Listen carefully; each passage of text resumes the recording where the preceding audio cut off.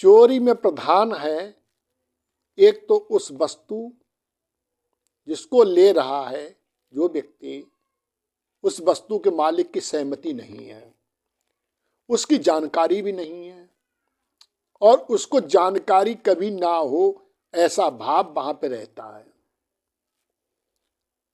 वस्तु मांगी भी नहीं, देने वाले की सहमति भी नहीं, उसको ज्ञात भी नहीं कि मेरी वस्तु कौन ले गया। इस भाव से वस्तु लेना चोरी कहलाता है। और दूसरे की वस्तु को लेना, यहां पर माखन यदि गोपियों का है तो गोपियों की सहमति है कि भगवान उस माखन को खाएं। फिर दूसरा भाव, भगवान तो स्वयं सर्वेश्वर हैं, गोपियां उनकी हैं, ब्रज पूरा उनका है, पूरा अखिल ब्रह्मांड उनका है, तो माखन भी उन्हीं का है, गैया भी उन्हीं की हैं। तो भगवान किसकी वस्तु ले रहे हैं, किसकी, किससे चोरी कर रहे हैं, छुपाव किसका है, सबको पता है। गोपियां छुप के लीला देखती हैं। ऐसी कौन सी वस्तु है भगवान के लिए जो प्राप्त नहीं है? भगवान के लिए कोई वस्तु ऐसी नहीं जो प्राप्त नहीं है, और ऐसी कोई वस्तु नहीं है भगवान के लिए जिसकी भगवान कोई इच्छा हो। ये भगवान गीता में कहते हैं कि संसार में मुझे कुछ भी अप्राप्त नहीं है, और ना ही मुझे कोई कर्म करना शेष है, फिर भी मैं कर्म करता हूं। और मुझे कुछ भी अप्राप्त नहीं, फिर भी मैं प्राप्त करने का उद्योग करता हूं। क्यों? भक्तों के लिए।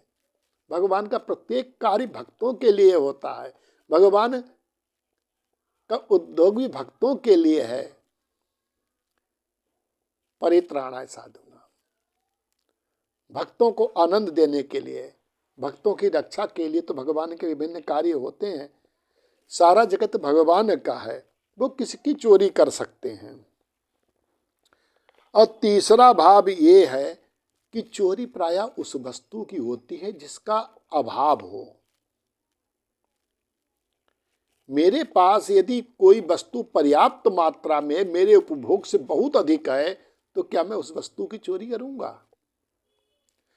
अरे भगवान के घर में भौतिक दृष्टि से भी देखा जाए तो नंद बाबा के यहाँ 9 लाख गायें थी, कितना माखन होता था। भगवान को जिस गाय का दूध पिलाया जाता पदम गंधा, वो तो सबसे श्रेष्ठ गाय थी, उसका भगवान दूध पीते, माखन खाते थे। तो उन सर्वेश्वर के घर में इतना माखन, इतना दूध दही था, तो क्या भगवान गोरस की, दही की, माखन की चोरी करते हैं? नहीं। और जो माखन चोरी का नाम दिया है, ये तो बाद में प्रचलित हुआ है।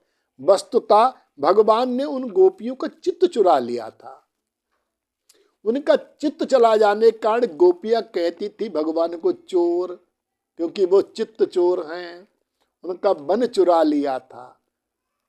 माखन छोड़ो, गोपियों को अपने शरीर की सुध बुध नहीं थी। गोपियों ने उनको चोर कहना प्रारंभ किया, और बाद में माखन शब्द जोड़ के संसार ने बाद में उनको माखन चोर कहना प्रारंभ कर दिया। ये माखन चोर, माखन चोरी की लीला का रहस्य है, इसे आप समझें, इस पे चर्चा करें। बहुधा संसार में जो कहते नहीं भगवान ने चोरी की है, भगवान ने चोरी कभी नहीं की। भगवान प्रेम के चोर हैं, चित्त के चोर हैं। भगवान चित्त चुरा लेते हैं, भगवान आपका हृदय चुरा लेते हैं। संसारिक वस्तु जो अखिल ब्रह्मांड नायक सर्वेश्वर परमात्मा श्री कृष्ण है, वो किसी वस्तु की चोरी नहीं करते। माखन चोरी बहुत ही दिव्य रहस्यमयी लीला है, इसका मनन करें, चिंतन करें। जय श्री राधे, जय श्री श्याम, जय जय सीताराम।